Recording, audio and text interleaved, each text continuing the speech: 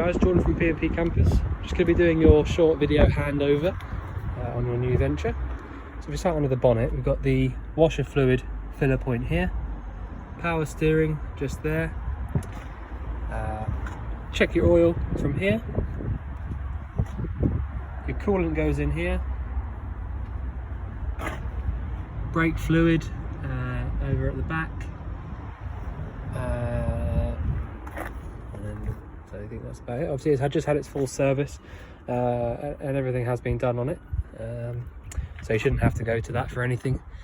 I think you actually fill up your oil from here as well, so you undo the top here, yeah, there you go, like that, undo it there, and that's where you top up your engine oil. Your air filter is under here. Right, so we carry on round. This is on the near side, left hand side. This is the boiler vent, external aerial socket here. Fill up your diesel from this one here, and that's the actual ignition key that goes in there. Just turn it 90 degrees and it will pull out. Same way for putting it back away. And this is where you fill up your water, your fresh water. So you need to put the, I'll just show you what type of key that will be. It'll be one of these circular keys to go in there. And then the two vents here and the one on the right are just the vents for your fridge. Your step is manual, so you've got to pull that out. And you will hear a noise, a loud noise, when you start the engine up. If you've got this left out, you need to put it away, just like so. Pull up and push towards you, push away from you, sorry. Carry on round, we've got this is the cassette toilet. So we push both buttons in at the same time and that'll unlock. The top one here is for your fresh water, your flush water, sorry. So you need to, this is where the pink fluid will go in. And then you want to keep, it's on a U bend kind of thing, so it will keep on going and going until you get this one up about halfway, and then that will basically be enough fluid for the toilet there. To get the actual cassette out itself, push down on this, down and pull towards, and then once you've got it all the way out, this is the largest size they do actually, so that's good. This would have been lubricated, so there's the lip seal for your toilet. They do get stuck sometimes, so that's good. This is what actually turns on the inside of the toilet, so when in the bathroom itself. When you're emptying these out, you need to hold this button down as a pressure release valve, so it'll come out a lot better that way. And then to pop it back away, it's literally putting it in, sliding it all the way in until it's all the way shut. If you find one day that you try to pull it out and you get to about here and it won't come any further, then what you need to do is go into the van and close the flap, because you would have left it open, and then literally come back out and it'll come straight back, like before. So you need to keep it closed if you're going to empty it, the flap on the inside. This is your gas locker. You've got two 6 kilo propane bottles in here. I think this one here at the front is one of the ones that we've supplied, so this is brand new. Just notice as well you've got a new bit of hose down there as well, which is attached to the bottle top regulator, which also is new. So if I turn it to show you, so that's the new regulator. So you've got 10 years on the regulator and about 5 years on the hose. So to turn these gas bottles on, it does say on the top, but obviously it's hard to see from outside. So it's anti-clockwise for on, all the way around to the left. And when you turn it on, if you go all the way on until you can't go any further, so now I can't go any further now. If I was to come back to the bottle and I forgot which way was off and which way was on, when I get back to it, if I turn it all the way on, it'll only go one way. Right, so that means that you know that the only way it'll go means it's going off. But off is clockwise, on anti-clockwise, like that. So that's that in there. And if you do want to change that when it runs out, then you just literally need to undo from here, this nut here, with this spanner. Take this bottle out, put your new bottle in, and then do it up again. You do have to try and go reasonably tight with those, because that's literally just metal on metal. There's no rubber in there, but not too tight so that you sort of thread it, and because then you have to be looking at getting a new regulator. Right, so if we go along next door to that, we've got this here, which is your hookup point. So if you go to your campsite, this is where you hook up. So that'll give you access to using all your plug sockets and your fridge on 240 and bits and bobs like that.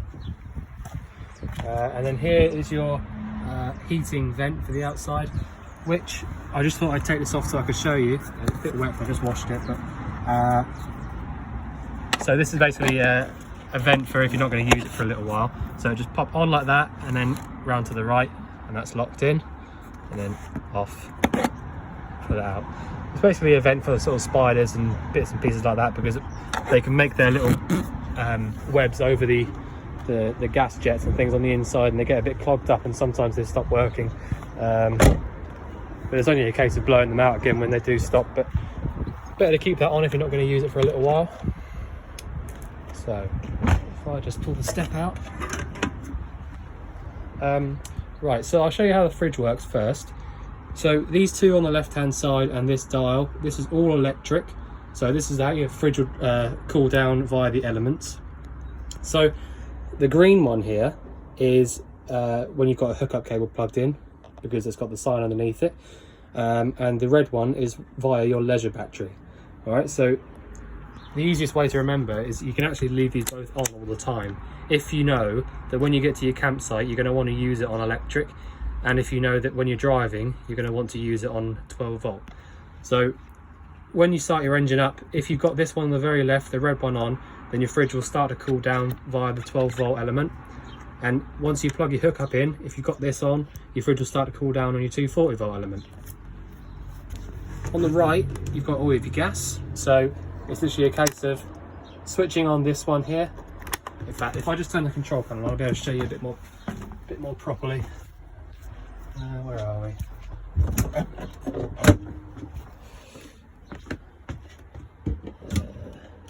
There you go, up here. So if we come to the control panel here, which is a PMS, we come to the battery selector point and we go down for van. So that's on there. So that means that your leisure battery is currently using to do all the lights and bits and bobs like that. So I've got that on now. So if I go back to the fridge and click on the ignition, that'll start to click. And then all you need to do, if you've got your gas turned on, you push in and round, and then your fridge will light up on gas. There you go, like that. That's stopped clicking, so that's how you know it's definitely on. And also you'll be able to see the nice blue flame in there. All right, so I'll turn that off for now, like so. So the idea of these fridges is that the red, so the 12 volt, won't get it cold on its own. So you need to get it cold with your bits and pieces in it first, either on the 240 volt, so the hookup, or the gas. Say for example the night before is easiest, or at least a few hours before you go somewhere. And then if you leave it like this, then it'll automatically start cooling down via the 12 volt, and it will keep everything cold until you get where you're going. Like I said, the 12 volt element just isn't big enough, powerful enough to do it on its own. So you do need to remember that. So if I take us back to here where the control panel is, so we've got on the left hand side, this is all 240 stuff. So if you put a dodgy socket in somewhere, this one on the left hand side will flip down just like a household one. So all you need to do, take it out, put this back up, and then you'll have all your 240 bits and pieces again. This one here, you can leave that on, so that means that your charger, your 240 volt charger, will come on as soon as you plug your hookup cable in, which basically means that it will start charging your leisure battery, and that will light up when you plug your hookup in.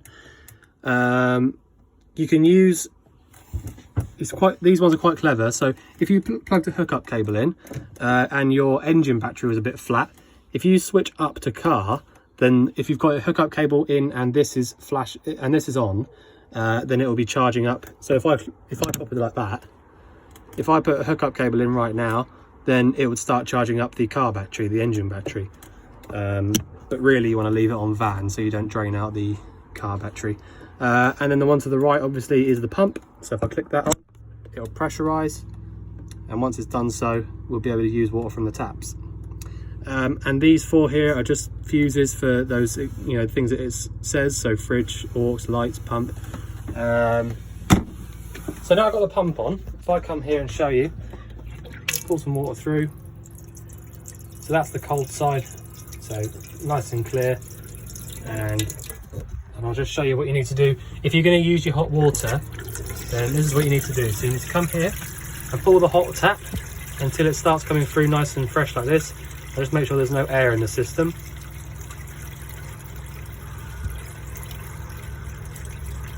Right, so that seems pretty good to me. So if I switch that off now. So once you've got all the air out of the system, that means that you're then able to use your hot water and bits and bobs like that. And until you have taken the air out, then use, you know, heavily advised not to use your heating and hot water. Well, the hot water anyway. The heating doesn't matter too much because it's a separate system on this, but you shouldn't use your hot water until you've pulled the water through like that. Ignition is here for your cooker, so it'll be for the grill as well. So, and all of these, in fact, it looks like a news sticker on these because they do sometimes after a little while go a bit fuzzy, but this one looks quite nice. So you can see exactly which burner's which. It's just the same as any household cooker, like exactly the same way. But if you keep that down, obviously make sure that it's not don't put this lid down straight away after using one of these, because sometimes they can sort of crack just because of the heat. Right, I'll show you in the bathroom. So I'll show you what I was talking about a minute ago on the outside. If you find that when you're trying to take the cassette out from the outside that it won't come out any further than about a few inches, then it means that you've got your flap open like so. Alright, so all you need to do is literally close it with this round like that. So when it's closed like that, it'll come out freely. And to use your flush, you literally push down here. I've just turned off the 12 volts, that's why it's not working. But you push down on here and all your flush fluid will come out around the edges. Your shower runs from here up to here. And your sink, self-explanatory, apart from the fact that there's no plug hole in the sink. That is because, I'll just show you, put some water in there. I've just turned the pump off as well, but right, here we go. So if I put a little bit of water in there, I know that the only way I can drain it out is to literally lift this up and close it, and then the water runs down the back, and there'll be a drain hole here and drain hole here. Okay, so once you use your water in the sink, just slowly lift it up and make sure that all the water drains down the back. Right. So, next most important part, your Truma heating. So, really easy to use. The one on the bottom, this that I'm turning now, is literally a temperature dial. The one on the left is asking how much flame it wants to use, big flame or small flame. You can leave it on small or big, it's up to you. And the one on the right is choosing between just fan. So if I went down like that, literally it would just pump cool air around. If I went up, it would light up, and then it would start pumping around hot air until it got to this temperature. Okay, so if I left it there, it would get to 19 degrees inside, and then it would switch itself off. And I'm not sure exactly where it is, but there will be a thermostat around somewhere, just a tiny little black dot basically, or it might even be inside here. But yeah, so as soon as it gets to whatever temperature you set it to, it will switch itself off, and you know, like a household boiler, for example, it will come on and off as it needs to. Down here we've got your water heating, which is a Malaga system, which is brilliant.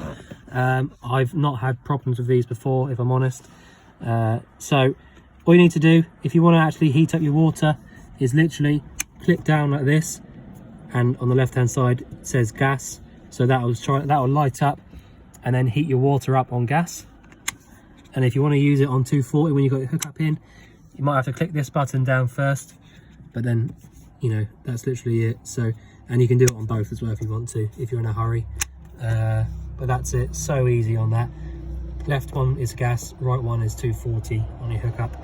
And that's the hot water. So this whole section here is all your hot water. that one up there is your heating. Let's see what else. Your awning winder is up here, which is this, and I can't show you it with one hand actually getting it out, but obviously it's brand new, so it's not you know, it's working perfectly, but I will just point out to you how it works briefly. So literally all you need to do is get that awning winder, pop it in this slot here, wind it out, wind it out, wind it out until it won't wind out any further, and then there'll be two legs on the inside. You pull them towards you and pull them down, and then once you've got them to the length you want them, there's a little hole in the bottom, or two holes in the bottom of each leg, and if you're, you know, on grass or somewhere like that, you can pop a couple of tent nails into those holes, keep it nice and steady, and that's literally it. It's the same for putting it away. Put the legs back up, make sure that the feet are the right way around when you put them back in, and then wind it back in. That's it. Again, super easy to use that. Your freshwater drain is here, and I believe the waste is around the other side. Yeah, there you go.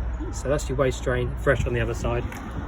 Let's just have a look in here, see if there's anything important to point out. Indicator and your horn is on the left hand side, wipers and fluid on the right. All of your radio and bits and pieces are all there. That opens up like that. Got your air conditioning, heat dials, hazards are there, and it's a 5-speed gearbox, reverse bottom right, so nice, you know, simple, easy. And they're actually incredible on fuel as well. They're the best vans I know to you know, for fuel wise anyway. Absolutely brilliant. Whenever we go up to the shows, it's always the one that I want to drive, one of these. What we got? Okay, so you've got a solar panel on the roof as well, which is via this. This is your solar controller, and because it's got 6 wires going into it, that means it is charging both your engine and your leisure battery. Okay, so that's all, you know, new and nice, so you won't have to worry about that. And it also means that if you are going to leave your van outside, then it means that all of your batteries, so your engine battery and your leisure battery, will constantly be kept up on a trickle charge basis, so they'll constantly be around sort of 13.5 volts, so you shouldn't ever really go flat, which is always good. And under this side, that's your heating, and you've got your jack and wheel brace here as well. I think that's about it. It's obviously a lovely van, and I mean, it's got everything that you can need from a big van in a small one. It's been nicely kept, but like I said, you know, everything, you know, turning on and off and bits and bobs is up here. Heating, hot water, and the rest of it's self-explanatory. So if you think I've missed anything out, then obviously let us know, but we hope you enjoy the van and hope it gets to you soon. Thanks very much.